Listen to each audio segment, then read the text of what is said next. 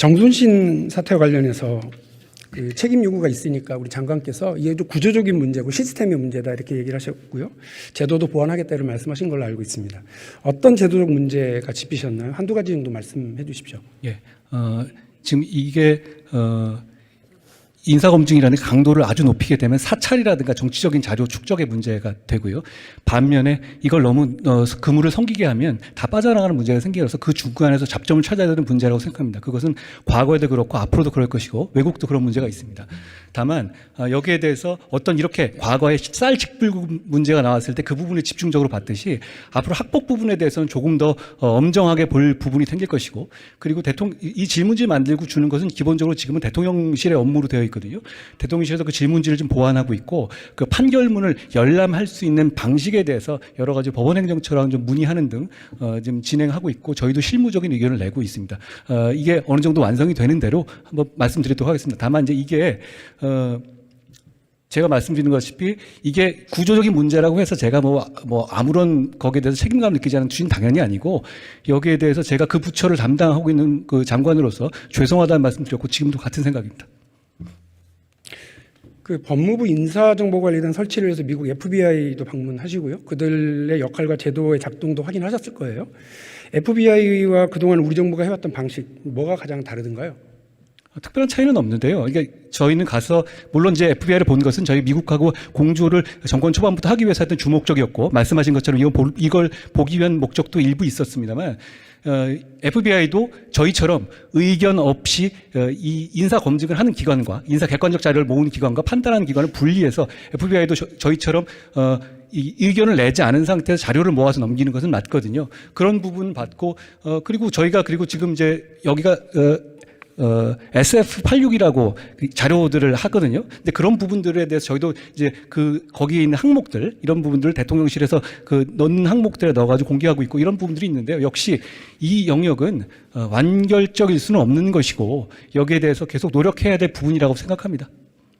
장관님 혹시 정순신 사태 전에요, 법무부 차원에서 그 장관께서 이런 제도적인 문제들 때문에 법 개정안을 제출했거나 관련 시행령 개정 등의 제도적인 노력을 하신 게 있으세요? 이건 법 개정을 하거나 이렇게 통할 수 있는 문제는 사실 아니라고 보고요.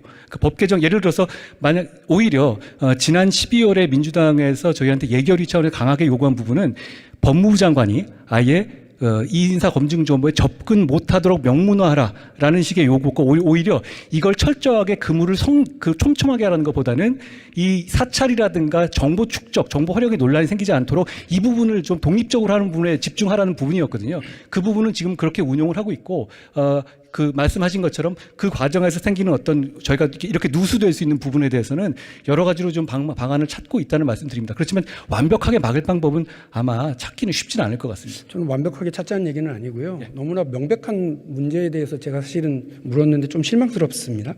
요 PPT에도 나올 텐데요. 이 자료가 뭔지 아십니까? 이게 2010년 9월 10일, 무려 13년 전에 국회 입법조사처에서 발간한 보고서인데요. 한국과 미국의 고위공직자 인사검증 기준에 대한 비교예요. 보고서 핵심은 검증 대상 후보자가 제출하는 질문 답변서의 경우에 말씀하신 FBI의 SF86은 입법으로 보장된 공문서라는 거예요. 근데 그동안 대한민국이 해왔고 지금 현 정부도 하고 있는 이른바 사전 질문지는 그냥 사문서라는 겁니다. 아무런 법적 보장도 없는. 그러니까 본인이 거짓말을 하든 누락을 시키든 아무런 우리가 사후 조치를 할 수가 없는 일입니다. 그런데 한동훈 장관이 지금 이제 와서 남 얘기하듯이 이 제도가 미비합니다라고 얘기하시는 건 벌써 1년 전에 미국에 가서 FBI가 어떻게 하는지 SF86이 어떤 건지 정확하게 알고 제도적 미비를 방지했었어야 될 건데, 말씀하신 것처럼 아무런 제도적인 미비를 방지하려고 그냥 노력을 안 하고 법 개정 노력이나 시행령과 관련된 노력도 안 하고 그냥 요란스럽게 지금 이런 사태가 벌어지니까 이거는 뭐 내가 몰라서 그랬을 뿐이다. 그물이 좀 성겼다. 방법을 찾아보자. 이렇게만 얘기하시는 건 너무 무책임한 거 아니에요? 위원님, SF86이 도입된다고 해가지고 어떤 이런 문제를 방지할 수, SF86은 질문지일 뿐입니다. 그리고 저희 대통령실에서 내주는 그 문서 자체도 기본적으로는 공문서죠. 그리고 잠깐 스톱. 자꾸 말을 이상하게 하시는데요. SF86이 대단하다는 게 아니고요. 그게 입법적으로 보고가 됐다고요, 보장이. 그러니까 거기서 거짓말을 하면 무려 5년이나 처벌을 받게 돼 있다는 거 알고 계시죠? 위원님, 그런데 그 법제 자체는 모르세요. 우리나라는 아니, 그러니까 알고 계세요? 우리나라는 수사기관의 거짓말에도 처벌하지 않는 나라예요. 미국하고 법제가 다르고 그것은 기본적으로 미국의 공무소의 대부분의 거짓말한 경우에 해당하는 부분이기 때문에 그걸 그렇게 연결시키는 것은 조금 그 양국의 법제를 잘못 이해하시는 겁니다. 상식으로 얘기합시다. 뭘 그렇게 어렵게 얘기하시려고 그래요. 그러니까 이 법무부가 이 오래된 사실을 인사정보관리단을 설치 운영하면서 몰랐다면 그것도 문제. 또 미국 FBI를 방문한 이벤트까지 벌리고도 방치했다면 한동훈 장관은 정치인 사태를 두고 제도적 문제를 탓하면서 유체 이탈식으로 답변할 입장은 아니다 이 말씀이고요. 예, 위원님. 결국 정순신 사태는 단순하게 자녀의 학폭 문제를 숨겼거나 몰랐거나 해서 벌어진 일이 아니라 이 제도적 허점을 그냥 방치했던 장관의 예고된 정책 실패예요. 당연히 책임을 느껴야 하고 사과를 해야 마땅한데 이제 와서 제도 개선만 핑계로 책임을 회피하는 건 좀 비겁하다고 봅니다. 위원님. 인사검증의 막강한 권한은 다 챙기고요. 할 일은 하지 않아서 인사참사를 방치했으니까 그 책임을 맡았던 한동훈 장관의 완벽한 실패다라고 얘기를 하는 겁니다. 어떻게 생각하십니까? 인사 관련해 가지고 이 인사 실패는 지난 정부에도 많이 있었고 거기도 책임 내지는 사과 이 비슷한 것도 한 적도 없습니다. 자, 이 남 얘기하지 마시고요. 본인 얘기하시라고요. 아니요. 지금 본인 대한민국에 얘기. 살고 계시 않습니까? 본인 얘기. 제 얘기이기도 합니다. 남 얘기하지 마세요. 아니요, 제가 말씀드리겠습니다. 제가 뭐 위원님 원하는 대로 말씀드리는 건 아니잖아요. 그런데 이 문제에 대해서 이걸 완벽하게 하는 경우, 예를 들어가지고 사법방해죄 같은 거 지금 저 찬성 안 하시잖아요. 그러면 이 제도에서 인사 검증에 있어서만 어떤 의무를 확 올렸을 때, 그럴 경우에 당연히 사찰 문제가 될 거예요. 그렇기 때문에 여기에 대해서 향후 어떻게 할지에 대해서 준비를 하고 말씀드리겠다는 취지입니다. 그래요. 그러니까 법으로 이런 문제를 해야 국민들의 민의를 얻어서 하는 거지. 어떤 법을 만드시겠다는 한다고 취지예요? 사찰이라고 그러면 되겠습니까? 위원님, 어떤 법을 만드시겠다는 취지십니까? 제가 지금 왜 질문을 받아야 됩니까? 아니, 대정부 질문이에요. 대국회 질문이 아니고요. 위원님. 답을 하세요, 그냥. 위원님, 여기서 제가 지금 분명히 얘기하잖아요. 장관의 책임에 대해서 얘기하는데 엉뚱하게 다른 얘기하고 이전 정부가 어쩌고 그런 얘기 하실 필요 없다고요. 위원님. 장관, 다시 말씀드리지만 이전 정부 이와 주체에서 그런 관련해서 말씀하시면 안 되고요. 어떻게 제도적 개선을 해나가야 된다고 생각하십니까? 제가 말씀드렸죠. 위원님, 말씀드렸다시피 이 부분은 완벽할 수 없는 부분이에요. 예전에 문재인 대통령께서도 취임 4주년 취임 그 기준에서 기자회견에서 이렇게 말씀하셨어요. 완벽할 수 없고 언론까지 포함되는 부분이라고요. 그러니까 이 영역이 그렇다는 걸 말씀드리는 거고요. 위원님, 지금 저와 얘기하는 거는 위원님이 말씀하셔서 일방적으로 호통치는 게 아니라 여기서 국민들이 보시기에 건설적인 답을 도출하는 거 아니겠어요? 제가 물어보는 게 안 됩니까? 어떤 법을 말씀하시는 건지 물어보면 안 되는 거예요?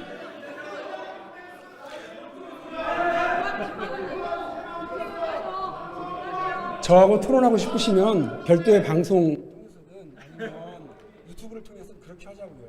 여기는 대정부 질문하는 자리예요. 제가 답변할 수 있죠. 영국의회가 아니에요. 영국의회는 답변을 하고 있는 장관도 의원이에요. 그러니까 토론을 하는 거고요. 마이크는 꺼졌습니다만 정책적으로 하나만 그러시실게요. 테러 문화 사태 주범 권도영, 몬테네그로 정부가 어느 나라로 넘겨줄지 총리의 관심사입니다. 그런데 이게 미국 정부가 먼저 요청했습니까? 우리 정부가 신병 송환을 먼저 요청했습니까? 범죄인도 청구 기준으로 저희가 먼저 한 것으로 알고 있습니다. 그러면 이 사건에 대해서 우리가 먼저 송환하고 신병 확보해서 처벌할 수는 있는 거죠? 지금 몬테니그로가 유럽 범죄인도 협회에 가입돼 있고 저희도 그 양자가 들어가 있거든요. 양자는 아니지만 다자 협정에 가입돼 있거든요. 거기에 맞춰서 기준으로 진행할 것인데 거기에 대해서 미국도 지금 여기 미국이 가지고 있는 범죄 혐의와 우리가 가지고 있는 범죄 혐의가 좀 다릅니다. 그렇기 때문에 거기에 맞춰서 몬테니그로가 결정할 문제입니다. 지금 경합하는 경우에는. 이게 걱정이에요. 한동훈 장관께서 의욕적으로 부활시킨 증권 합수단의 첫 번째 수사가 이건데 검찰은 공범인 신현성에 대한 영장 재청구도 기각을 당해버렸어요. 게다가 주범인 권도영은 우리 법으로 처벌 못하는 것 아니냐 이렇게 걱정까지 하고 있거든요. 한동훈 장관의 검찰이 야당을 겨냥한 정치 수사에 날아다니고 국민의 삶을 보호하는 민생 수사에서는 무능력하다 이런 질타를 받고 있는 것은 명심해 주시면 좋겠습니다. 의원님 답변 올리겠습니다. 민생을 침해하는 부분에 대해서 적극적으로 수사하던 증권 합수단을 폐지한 거는 지난 정부고 그걸 제가 부활시킨 겁니다. 그렇기 때문에 제가 민생 침해를 방치한다는 말씀은 적당하지 않고요. 그리고 신영성 사안 같은 경우는 이렇게 보시면 될 것 같습니다. 주범인 권도영 등이 도피한 상황에서도 영장을 청구할 만큼 저희가 증거를 충분히 확보한 상태라는 점, 그리고 구속영장 기각 사유를 보면 주범의 도주를 주된 이유로 삼고 있거든요. 이 부분에 대해서 저희가 충분히 최선을 다하고 있고 지난 사실 2월에 세르비아의 단성한 증권합수단장과 저희의 이지영 국제 형사과장이 직접 가서 이 부분의 범죄 송환을 위해서 최선을 다했고 이 부분에 대해서 집중적으로 최선을 다하고 있고 이 과정에서 미국도 그렇고 저희도 그렇고 적법 절차에서 각국의 정의를 실현하기 위해서 최선을 다할 겁니다. 앞으로도 그럴 거고요. 그렇지만 저희는 국내에 있는 피해자들의 피해 회복을 할 수 있는 방법이 어떤 부분이 있는지 중점을 맞춰가지고 여러 가지 방법을 강구할 것이라는 말씀드리겠습니다. 광고 말씀만 드리고 마칠게요. 증권합수단 부활하신 거 잘했다고 생각합니다. 그리고 능력 있게 잘 해주시면 좋겠습니다. 이 사건의 주범인 권도영은 우리 청년들 국민들에게 막대한 피해를 준 정신적 충격을 안겨준 핵심 피해자잖아요. 그를 국내로 송환해서 처벌해야 법의 정의도 바로 세우고 그가 은닉해둔 자금을 압류해서 피해자인 우리 국민들 피해 구제도 가능할 거라고 생각합니다.